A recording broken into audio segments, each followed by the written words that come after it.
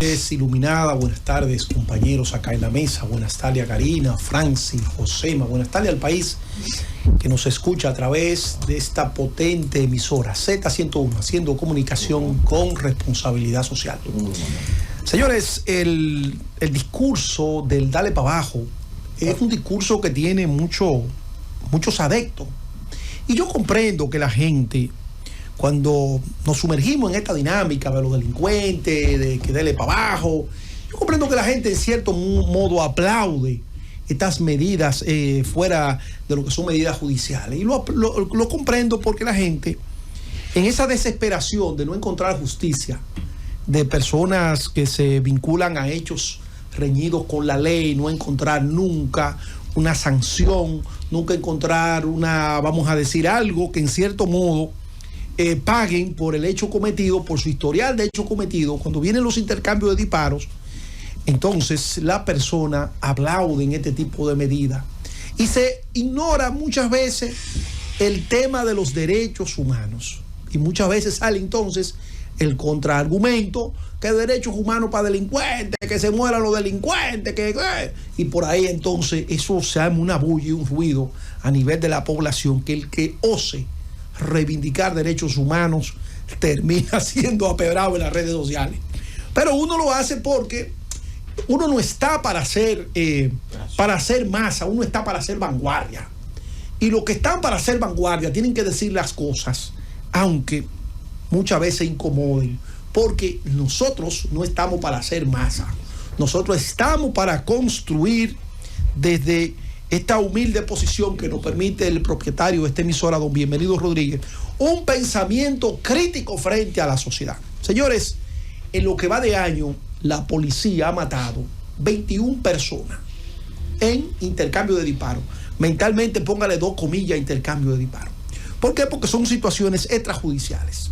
Pudiésemos pensar en que cada persona que ha caído abatida de mano de la policía tiene un historial delictivo.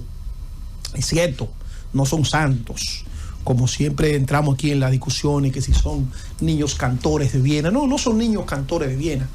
Pero lo que uno le llama la atención es por qué, si nosotros como país, nuestra constitución no describe como un Estado democrático y de derecho. Oigan bien, Estado democrático y de derecho. Nosotros no vivimos en una dictadura. Nosotros no vivimos en un gobierno de fuerza. Nosotros vivimos en un gobierno de leyes.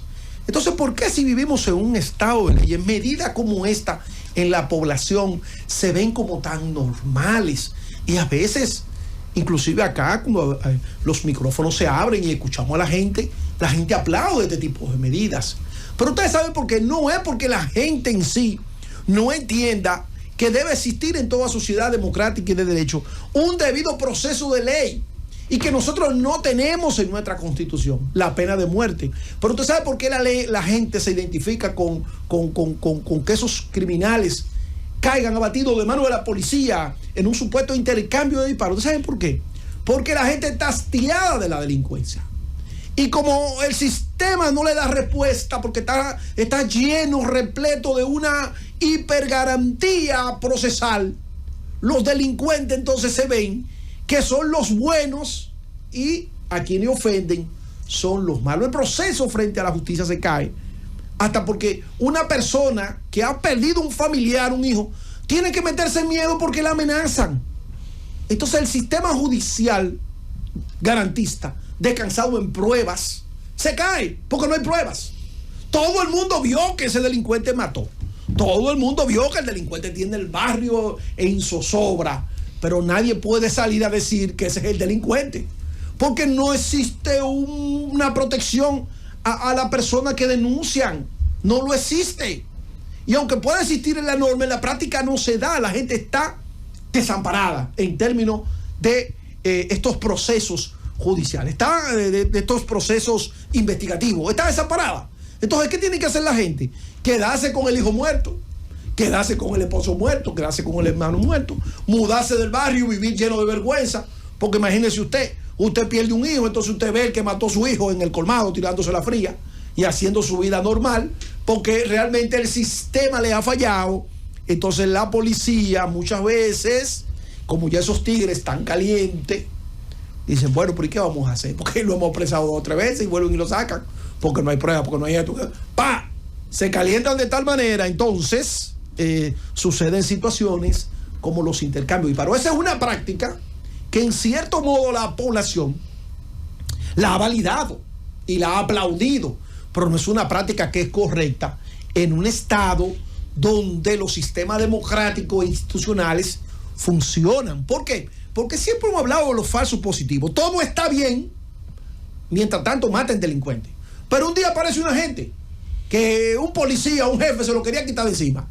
Y le ponen ¿cuál etiqueta? La etiqueta del delincuente. Entonces en eso es que los demócratas y los que asumimos la responsabilidad frente a la población de hablar por estos micrófonos nos preocupa.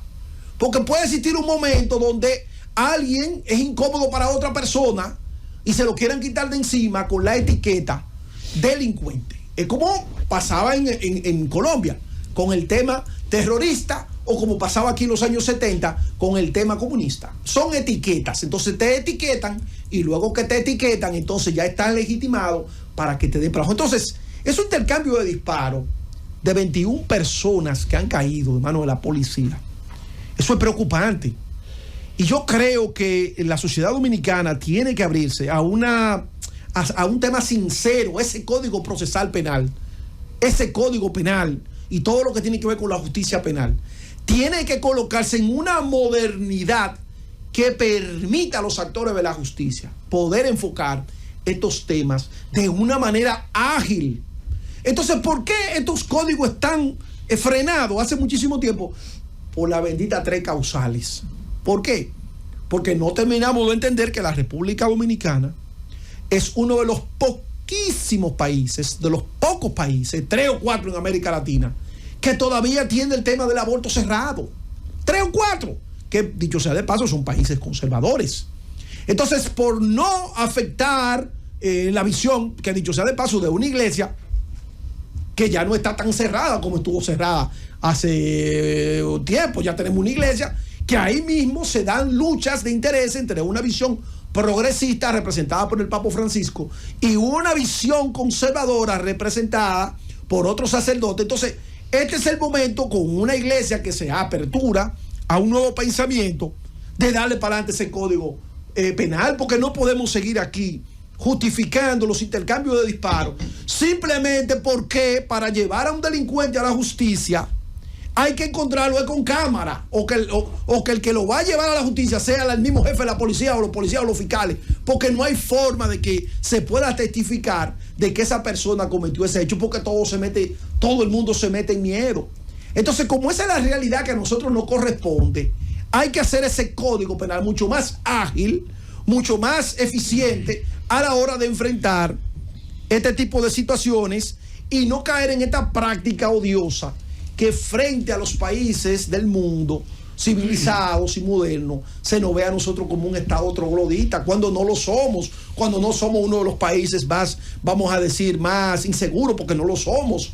En este país usted puede andar, no le va a caer un misil en la cabeza, no le va a caer un tiro. Somos un país que estamos en uno de los renglones más importantes en términos de turismo y de estabilidad y de muchas variables positivas.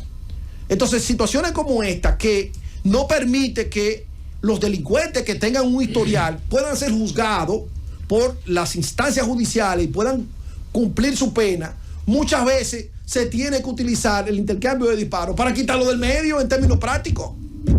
Entonces, al final del día, eso en un estado democrático y de derecho no está bien, porque somos un país de instituciones y las instituciones están regidas por leyes, y si tenemos leyes de tipo penales y una persona violenta el código, violenta el pacto social, entonces esa violación al pacto social tiene que tener consecuencias, pero tiene que decidirlo un juez en base a prueba y un ministerio público que ofrezca los fundamentos jurídicos para que esa persona pueda ser juzgada, porque el intercambio de disparos sigue siendo una práctica que nos remonta a épocas pasadas.